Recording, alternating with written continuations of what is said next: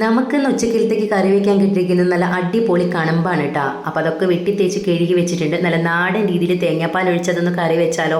അതിനായിട്ട് 2 table spoon നിറയെ മുളക് പൊടി, 1 ടേബിൾ സ്പൂൺ മല്ലിപ്പൊടി, 1/4 ടീസ്പൂൺ മഞ്ഞൾപ്പൊടിയും കൂടി ചേർത്ത് കുറച്ച് വെള്ളം കൂടി ചേർത്ത് നല്ല പോലെ ഒന്ന് മിക്സ് ചെയ്ത് ഒരു കുഴമ്പ് രൂപത്തിലാക്കിയിട്ട് അതൊന്ന് മാറ്റി വയ്ക്കാം. പിന്നെ നമുക്ക് ചട്ടിയിലോട്ട് കുറച്ച് ഉലുവ പൊട്ടിച്ചെടുക്കണം. പിന്നെ ഇഞ്ചി, ചെറിയുള്ളി, പച്ചമുളക് ഇതെല്ലാം കൂടെ നല്ല പോലെ ഒന്ന് ചതച്ചെടുക്കണം.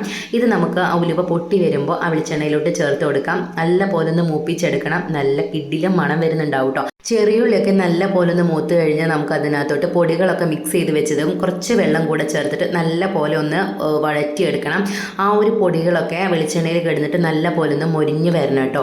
വളരെ ലോ ഫ്ലെയിമിൽ വെച്ച് തന്നെ വേണം ഇതൊക്കെ ചെയ്തെടുക്കാനായിട്ട്, അല്ലെങ്കിൽ നമ്മുടെ പൊടികളെല്ലാം നല്ല പോലെ ഒന്ന് കരിഞ്ഞു പോകും. അതിന് വേണ്ടിയിട്ടാണ്. അപ്പോൾ കുറച്ച് വെള്ളം കൂടി ചേർത്തിട്ട് നല്ല പോലെ അതൊന്ന് മിക്സ് ചെയ്തെടുത്തതിന് ശേഷം ഒരു 3 ചുള കുടപ്പുളി ഞാൻ കുറച്ച് വെള്ളത്തിൽ കുതിർത്ത് വെച്ചിരുന്നു.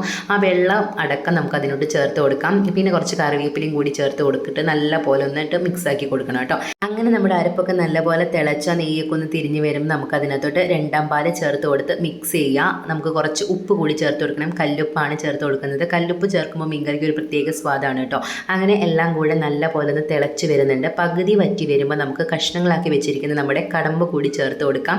ഈ ഒരു കറി ഉണ്ടല്ലോ ശരിക്കും തലേ ദിവസം വറ്റിച്ച് വെച്ചിട്ട് പിറ്റേ ദിവസം പാലൊഴിച്ച് തിളപ്പിച്ച് കഴിക്കുമ്പോഴാണ് കേട്ടോ കൂടുതൽ ടേസ്റ്റ്.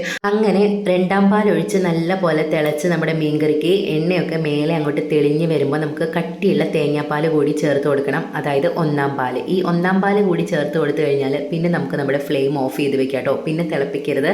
അങ്ങനെ നമ്മുടെ മീൻകറി ഇവിടെ തയ്യാറായിട്ടുണ്ട്. ശരിക്കും പറയുകയാണെങ്കിൽ കുറച്ച് ഉലുവാപ്പൊടിയും കുറച്ച് കറിവേപ്പിലയും കൂടി തൂവി കൊടുത്താൽ നമ്മുടെ കറി ഓക്കെ ആയിട്ടുണ്ട്. ഞാനിവിടെ ഉള്ളി വറവിട്ട് കൊടുക്കുന്നുണ്ട് കേട്ടോ. അങ്ങനെ നല്ല വെളിച്ചെണ്ണയിൽ കുറച്ചധികം ഉള്ളി അരിഞ്ഞ് കുറച്ചധികം കറിവേപ്പിലയും കൂടി ചേർത്ത് എല്ലാം കൂടെ നല്ല പോലെ ഒന്ന് മൊരിഞ്ഞ് വന്ന് ആ കറിയിലോട്ട് അങ്ങോട്ട് ഒഴിച്ചു കൊടുത്താൽ നല്ല കിഡിലും കണമ്പ് കറി തയ്യാറായിട്ട്